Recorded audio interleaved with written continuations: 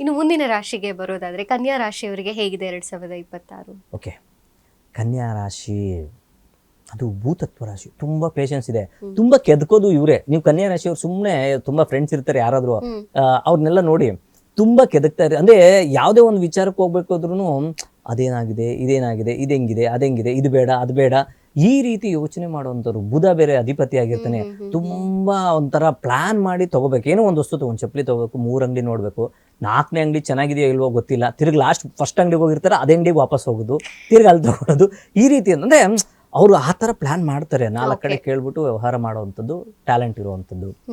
ಅದರೊಟ್ಟಿಗೆ ಅವರು ಹೆಂಗರಳು ಒಂದು ರೀತಿ ಅಂತ, ತುಂಬ ಕರುಣೆ.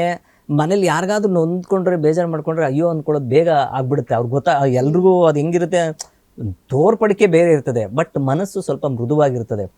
ಅವ್ರು ನಾನು ಹೇಳಿದ್ದಕ್ಕೆ ಏನಾದ್ರು ಬೇಜಾರು ಮಾಡ್ಕೊಂಡ್ಬಿಟ್ರಾ, ಏನು ಅಂದ್ಕೊಂಡ್ಬಿಟ್ರು ಅನ್ನೋದು ಅವರವರೇ ಕ್ಯಾಲ್ಕುಲೇಷನ್ ಮಾಡ್ಬಿಡುವಂಥ ಸಾಧ್ಯತೆಗಳು ಹೆಚ್ಚಾಗಿರ್ತದೆ. ಇದು ಒಂದು ಬುಧನ ಒಂದು ನೇಚರ್ ಇರ್ತದೆ. ಅದರೊಟ್ಟಿಗೆ ಈ 26 ಹೇಗಿರುತ್ತೆ ಅಂದರೆ, ದಶಮ ಭಾವದಲ್ಲಿ ಕರ್ಮ ಭಾವದಲ್ಲಿ ಗುರುವಿನ ಸಂಚಾರ, ಸಪ್ತಮ ಭಾವದಲ್ಲಿ ಶನಿಯ ಸಂಚಾರ. ಸರಿ, ಏನಿದು ಭಾವದಲ್ಲಿ ಕೇತು, ತದನಂತರ ಕೇತುವಿನ ಸಮಸಪ್ತಮಕ್ಕೆ ರಾಹುವಿನ ಸಂಚಾರ. ಈ ದಶಮ ಭಾವ ಅಂದರೆ ನಾನು ಮೊದಲೇ ತಿಳಿಸಾಗಿ ಕೇಂದ್ರ ಅಂದರೆ ಅದು ಕರ್ಮ.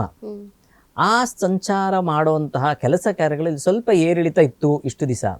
ನಂತರ ಲಾಭ ಭಾವದಲ್ಲಿ ನಂತರ ಬರ್ತಾನೆ.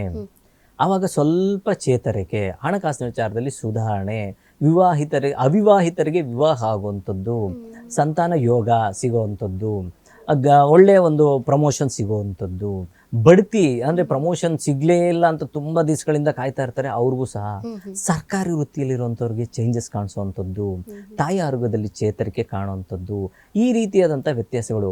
ಆದರೆ ಸಪ್ತಮ ಸ್ಥಾನದಲ್ಲಿ ಸ್ಥಿತನಾದಂತಹ ಶನಿ ಮಹಾತ್ಮರು ಏನನ್ನು ಸೂಚಿಸುತ್ತೆ ಅಂತ ಹೇಳಿದ್ರೆ, ಪಾರ್ಟ್ನರ್ಶಿಪ್ಪಲ್ಲಿದ್ದವ್ರು ಸ್ವಲ್ಪ ಯೋಚನೆ ಮಾಡಬೇಕು. ಜೊತೆಗೆ ಪತಿ ಪತ್ನಿಯಲ್ಲೂ ಸಹ ಸ್ವಲ್ಪ ಕಿರಿಕಿರಿ ಆಗುವಂಥ ಸಾಧ್ಯತೆ ಇರುತ್ತೆ. ಅದು ಮೊದಲೇ ನಾವು ಈಗ ಹೇಳಿದ್ದೀವಿ ಅಂದರೆ ಸ್ವಲ್ಪ ಯೋಚನೆ ಮಾಡಿ ಮಾತಾಡಿಸ್ಬೇಕು. ತುಂಬ ಗಾಬರಿ ಮಾಡ್ಕೊಳ್ಳುವಂಥದ್ದು ಆ ಥರದ್ದು ಬೇಡ. ಕೂಲಾಗಿ ಹ್ಯಾಂಡಲ್ ಮಾಡಿದ್ರೆ ಜೀವನ ಸಂತೃಪ್ತಿಯಾಗಿ ಕಾಣ್ಬೋದು.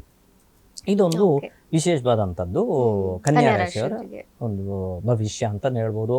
ಅಥವಾ ಒಂದು ಸನಾತನ ಧರ್ಮದಲ್ಲಿ ಬಂದಿರುವಂಥದ್ದು, ಗ್ರಂಥದಲ್ಲಿ ಉಲ್ಲೇಖ ಆಗಿರುವಂಥದ್ದು. ನಾನೇನು ಶಾಸ್ತ್ರಜ್ಞ ಅಷ್ಟೇ, ನಾನೇನು ದೇವರಲ್ಲ, ಬಟ್ ಅದನ್ನೇನು ಹೇಳಿರ್ತಾರೋ ಅದನ್ನ ನಾನು ನಿಮ್ಗೆ ಮುಂದಿಡುವಂಥ ಪ್ರಯತ್ನ ನಾನು ಮಾಡ್ತೀನಿ. ಕರೆಕ್ಟ್. ಇನ್ನು ಪರಿಹಾರ ಅಂತ ಬಂದ್ರೆ ಏನು ಮಾಡ್ಕೋಬಹುದು? ಪರಿಹಾರ ಅಂತ ಬಂದಾಗ ನೋಡಿ, ಯಾವಾಗಲೂ ಅಷ್ಟೇ, ಈಗ ಲಕ್ಷ್ಮೀನಾರಾಯಣನ ಸ್ಮರಣೆ, ಬುಧ ಅಧಿಪತಿಯಾಗಿರೋದು ಲಕ್ಷ್ಮೀನಾರಾಯಣನ ಸ್ಮರಣೆ ಮಾಡಿದ್ರೆ ಒಳ್ಳೆಯದು.